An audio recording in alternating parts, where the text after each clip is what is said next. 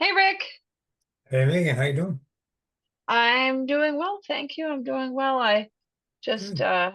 unraveling from the morning, relaxing, getting ready for this phone call and Yeah, to yeah. get some information out to people so they can make the best real estate decision that they can make. And today, this is your platform, your show, because you're going to tell us about some things we might not have heard about and it might apply to us or someone we know, and we can spread the word about something good.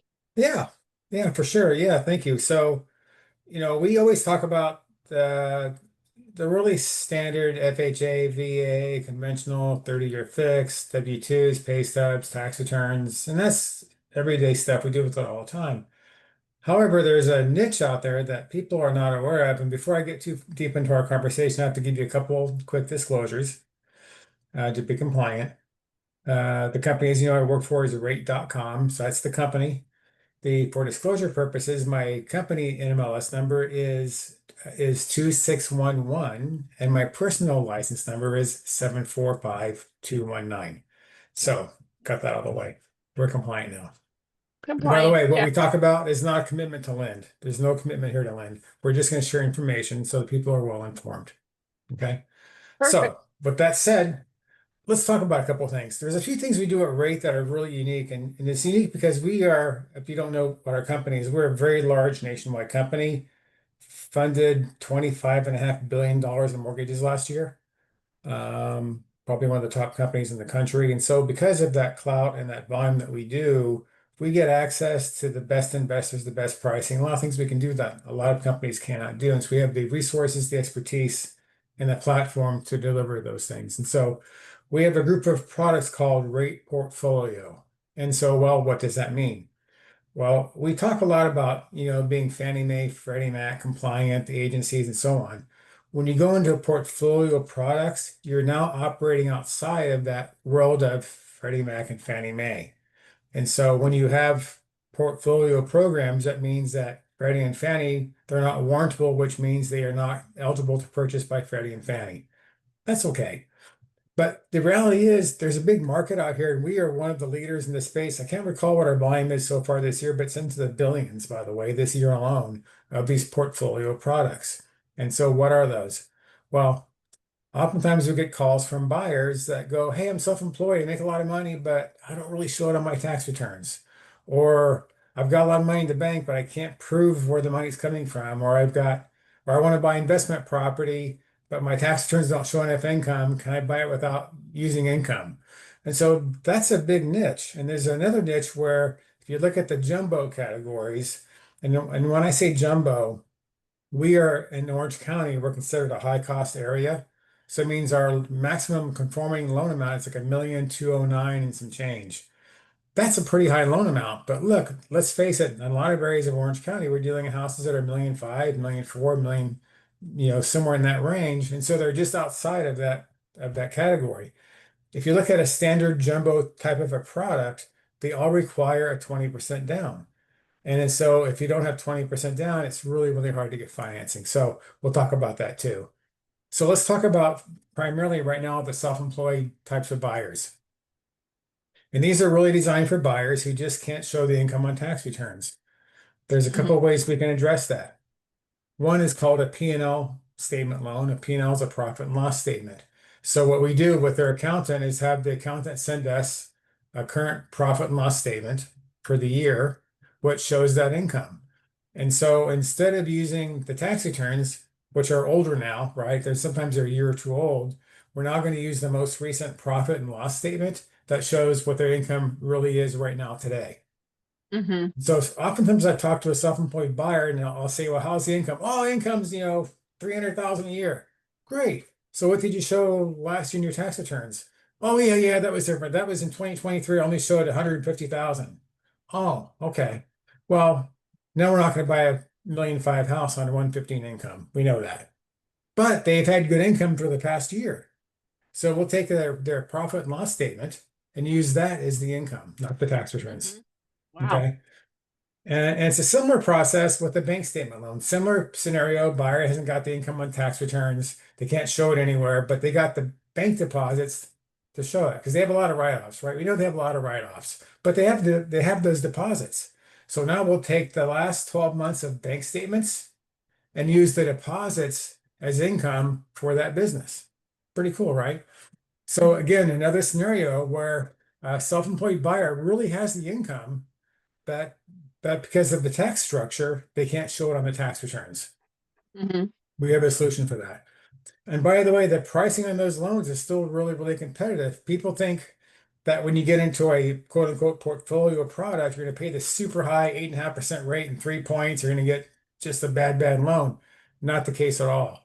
We've got some in-house, some very aggressive pricing on those products where the pricing is going to be very, very reasonable and very, very competitive. So we don't want to, these buyers that are self-employed, and there's lots of them out there in that price range. We don't want to, let them think they can't buy a house because they really, really can. Same thing applies with investment properties, you know, up to 4 units in this case. The properties, they have good down payment, they've got big down payment, but again, they can't produce the income tax documents. We use a program called DSCR. We talked about that months ago, but under DSCR, if the property cash flows, they get the loan. That's it. We don't require tax returns, verification for employment, any of it. We're just going to base that loan on the income or cash flow of that property. Nice. Nice. That's easy to do as well. And those are also very, you'd be surprised how good those rates are. They're very, very good loans. They're not high, Mhm. they're not, 8% loans. They're really, really competitive loans. So those are a really good way to go. But then sometimes you've got a buyer. I have one right now, for example. Um, They have great income. They're both salary W-2 employees, not self-employed. They got great income, but they're buying a house for 1.5 million. They've only got 10% down. They Mm. went to one of the big banks. They got quote unquote approved. And Mhm. about 10 days prior to closing, the answer was, well, not so fast. We can't do your loan after Oh. all. Oh Ouch, no. right? I hate those scenarios. I hate them. Well, in this case, we're doing that loan. Mhm. And we're doing it very quickly, of course, but they're getting about the same rate, almost identically the same rate that we're getting at the bank. But Mhm. we're in the same payment or better payment than they were getting at the bank. But we're doing that loan with 10% down. The buyer's Oh thrilled. wow. Yeah, they Geez. were they were they were under a lot of stress. They were so close to closing, and then they just couldn't get the loan. So An we took that one expensive over. payment. Yes. Oh boy. Yeah, well, Yeah. Yeah. whew, 10% yeah, it's a big down. That. payment. Yeah. But they have a lot of income, right? Yeah. But for some reason they just don't save a lot of money. Yeah. Yeah. Yeah. Not for So, everybody. yeah. So the good news, you guys, this is what's so important for us to talk about because I talk to so many buyers and they go, "Oh, I can't buy a house." Well, let's talk about that. Let's talk about your scenario. What's happening? What do you can just talk about your situation. So let's talk about a way to structure that. And you'd be surprised, Megan, how often they go, "Well, that makes sense. I didn't know I could do that." Mhm. Now they're homeowners. Mhm. Yeah, that's So I'm lovely. I'm I pretty love it. excited about those programs. Those are good programs. I think, the bottom line is like if you have a question, you need to get something done, whether it's a conventional way or a not so conventional way, to give you a call and you can review the Right. situation and make Right. recommendations to them.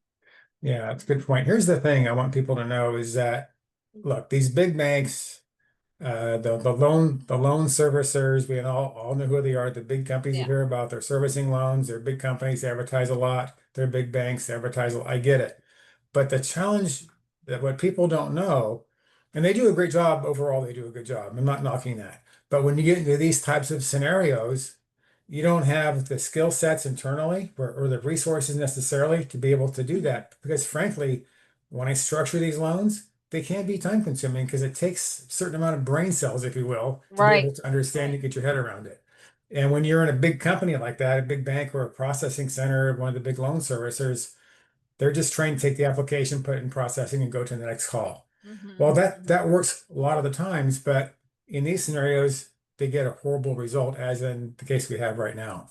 They Right. mean well, it's all well intended. They actually produced an approval letter. Yeah, that was Yeah. approved. We're good, and then now they're not. So we just got to be mindful of that.